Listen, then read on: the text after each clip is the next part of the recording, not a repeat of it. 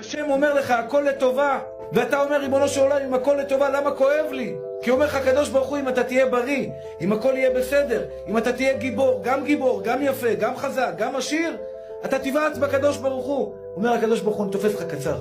מכאן תבינו, אחים יקרים שלי, שאם תשמרו תמיד על פרופיל, להיות פשוט אחי, פשוט דרוויש, גם אם כל העולם יגיד לך שאתה צדיק, אני אפס, כי השם נותן את הכל. לא אתגאה בחיים שלי, תגיד לעצמך את זה. אולי יום אחד שכנע את עצמך, והקדוש ברוך הוא ירים אותך לגבהים. ירים אותך לגבהים כי אין סיבה לנסות אותך, ועל זה אומר לשלמה המלך, גאוות אדם תשפילנו. מה זה גאוות אדם תשפילנו? הגאווה של האדם גורמת לו לשפל. הקדוש ברוך הוא אוהב אותך, אח יקר שלי, ועושה בטובתך. מי אוהב יותר אותך? אתה או בורא עולם? התשובה היא בורא עולם. בורא עולם אוהב אותך יותר ממה שאתה אוהב את עצמך. בורא עולם יודע מה טוב לך יותר ממה שאתה יודע, ממה שאתה מאמין שטוב לך.